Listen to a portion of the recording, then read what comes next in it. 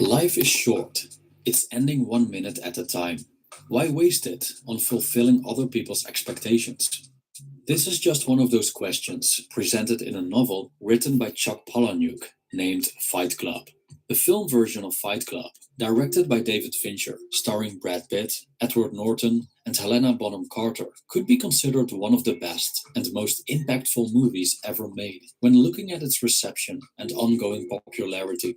Fight Club isn't shy of over-the-top violence, contains a fair amount of explicit language, and, of course, the obnoxious behavior of its characters. However, it's definitely more profound than just men coming together to beat each other up. The story is built on several thoughtful concepts that are interesting and possibly applicable to our own lives. It tells a story about a generation of people without a clear purpose, without hope, raised with false expectations, and repressed by ever tightening social norms. What if our existence is pointless?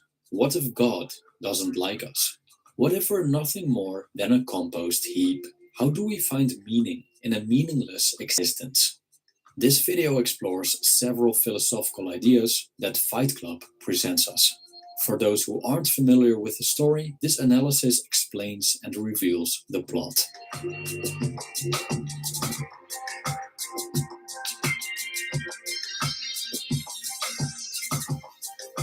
The story of Fight Club revolves around three main characters. It's told from a first-person perspective by a nameless character that's commonly called the narrator, who has a dead-end white-collar job at a major car company and has fallen prey to what he calls the IKEA nesting instinct. Dictated by social norms, he walks perfectly in line, like a docile sheep, which translates into an inauthentic, repetitive, and empty life. He suffers from a bad case of insomnia, which causes him to be neither fully awake nor fully asleep. Sometimes he entertains self-destructive thoughts. As he flies around from state to state for his job, he prays for a crash or mid-air collision every time the plane banks too sharply on takeoff or landing. During a flight, he meets an eccentric and hyper-masculine character named Tyler Durden. Tyler seems to be the direct opposite of the narrator. He's a wolf rather than a sheep, disentangled from society and impervious to social norms. He takes what he wants without asking and whenever he pleases. He's self-sufficient, has no superiors, and doesn't care about the material possessions. The movie later reveals that Tyler and the narrator are the same person, as Tyler is a product of the narrator's imagination that's probably induced by severe insomnia combined with dissatisfaction with a dull, meaningless existence and a lifetime of repressed urges. The narrator is addicted to going to support groups for specific illnesses because these give him the opportunity to cry, which seems to be a remedy for his insomnia. The downside of his behavior is that he isn't genuine. He has no testicular cancer or blood parasites, yet acts as if he does, so he can reap the benefits of these sessions. But these benefits come to an end when another non-genuine visitor starts to join the sessions as well. This is a woman named Marla Singer, and her motive for joining these sessions is, and I quote, "It's cheaper than a movie and there's free coffee." Marla is a self-destructive, chain-smoking fatalist who is expecting to die at any moment, but finds it tragic that it never happens. She steals food and clothes for a living and attempts suicide by overdosing Xanax. Even though the narrator, Tyler, and Marla have totally different personalities, they all live their lives, accompanied by a nihilistic undercurrent. Tyler seems to have figured out what causes his emptiness, and during the course of the story, his solution unfolds. Unfortunately, his character slides from a sage-like father figure to an anarchist terrorist who is out to destroy modern civilization. Nevertheless, he exposes a series of harsh realities about modern life that are worth contemplating. The anti-consumerist stance of Tyler Durden becomes obvious when he verbalizes his concern about a modern way of life. Shortly after the narrator meets Tyler, he discovers that his apartment went up in flames. After this unfortunate event, realizing that he has no friends to call, he calls Tyler. The two meet, and a narrator complains about losing his furniture and his respectable and almost complete wardrobe. Tyler responds rather indifferently and slightly sarcastically before he begins to express his views on the matter. I quote, "We're consumers. We are byproducts of a lifestyle obsession.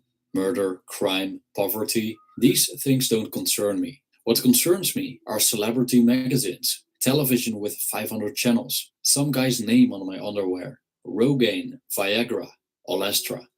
End quote. It becomes clear that Tyler has quite an unconventional view of what's good and bad.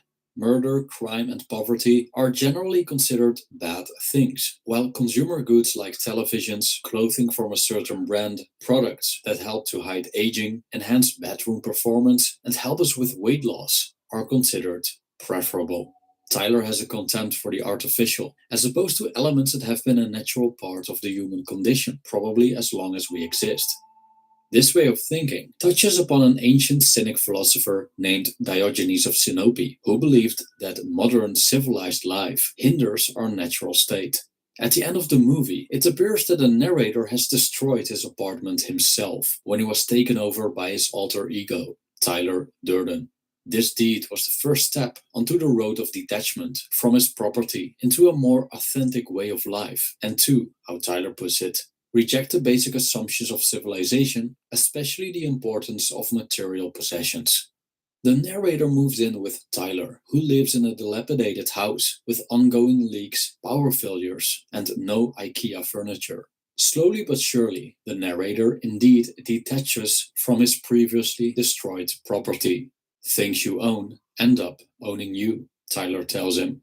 And this simple piece of wisdom probably hits home when the narrator realizes that he doesn't need all these worldly goods and is actually much happier without them.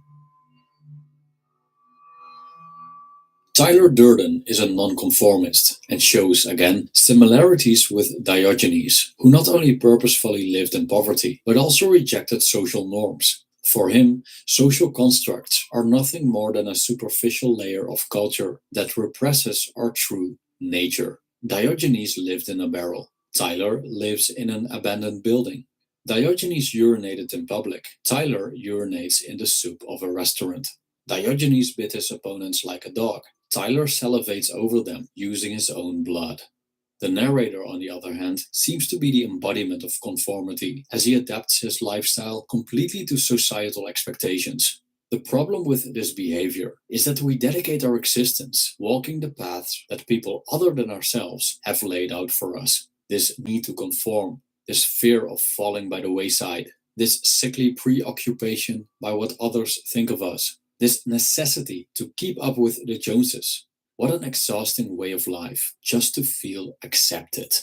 So, what if we stop caring? What if we reject the generally accepted norms and choose our own values, elect our own leaders, determine our own goals, regardless of the social expectations? This is a fundamental difference between the narrator and Tyler Durden, who puts it like this: "I am free in all ways that you are not." Ironically, later on in the story, Project Mayhem, a terrorist organization led by Tyler that grows out of Fight Club, is a textbook example of conformity, as its members wear the same clothes, are absolutely equal, abolish their names, and are referred to as space monkeys that sacrifice their lives for a greater cause. We could say that by rejecting one doctrine in order to be nonconformist, we often imprison ourselves in another one. Fighting and the experience of pain play a significant role in Fight Club. At the beginning of the story, Tyler asks the narrator to hit him as hard as he can. He explains his strange wish by saying, "How can you know yourself if you've never been in a fight? I don't want to die without any scars." End quote. So the narrator hits him, Tyler hits him back, and the two engage in a fist fight. Both seem to feel surprisingly pleasant afterward and decide to do it again. Their nightly activities on a parking lot attract the attention of other men that are also interested in joining these non-hostile fistfights, and thus Fight Club is born. It's widely known that voluntary exposure to certain forms of pain make us stronger in the face of adversity, which could be a legit reason to partake in these fights. As the narrator states, after fighting, everything else in your life got the volume turned down. However, Fight Club is more than just a metaphor for dealing with hardship through exposure. A physical fight and the violence and aggression that goes with it resonates with the primal part of our being. Not only the men in the story are attracted to the violence of fighting, Fight Club as a movie and novel was so impactful on its audience that real-life fight clubs started to emerge. The story shows an experiment in which the members of Fight Club pick fights with random strangers and are supposed to lose, which isn't as easy as it sounds. Most people do everything to avoid physical conflict. Now, this video is in no way intended to endorse violence, but Fight Club makes us wonder if it's a good thing that we've lost touch with these primal tendencies. Should we repress this part of human nature or perhaps integrate it in healthy and constructive ways? ใหม่ทวิสตี้สวีทกลิ่นฮอกไกโดมิลค์ขนมจากข้าวโพดหวานหน่อยอร่อยครบ When the story progresses, Tyler and the narrator begin to see the world through a different lens. Tyler criticizes the modern self-improvement hype by saying, self-improvement is masturbation, now self-destruction. This statement is slightly confusing, as the increasingly destructive nature of Fight Club, where faces are permanently mutilated and teeth are knocked out of people's heads, doesn't seem to be a sustainable way to live. But Tyler might be onto something when we look at self-destruction as the destruction of a false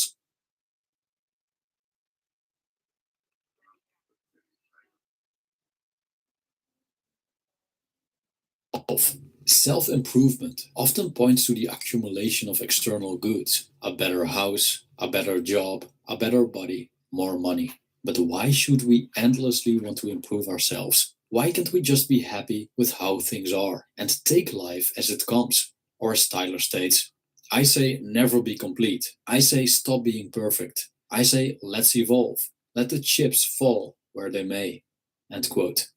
We create an identity through material wealth and social status. And as far as Tyler is concerned, this false sense of self must be destroyed before we are free to do anything we want.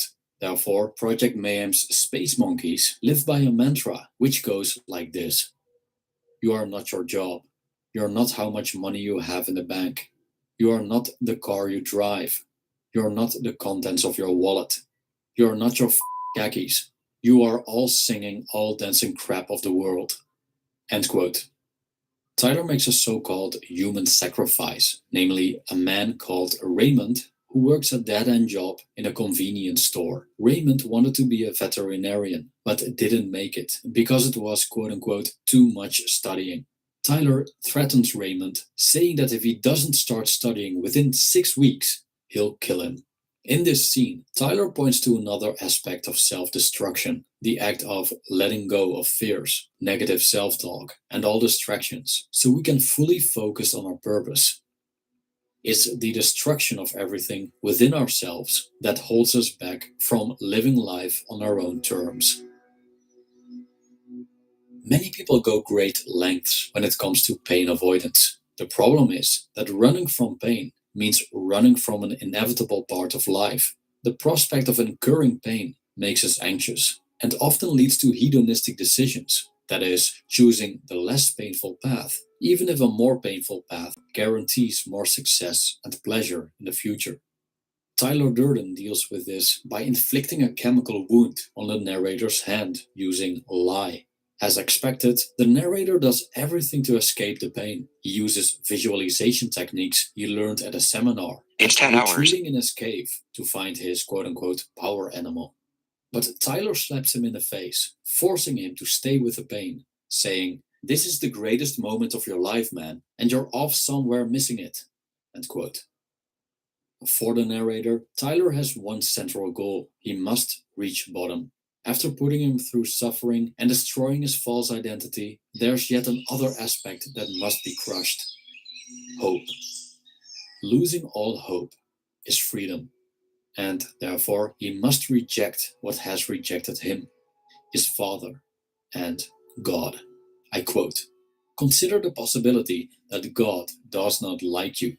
In all probability, he hates you. End quote.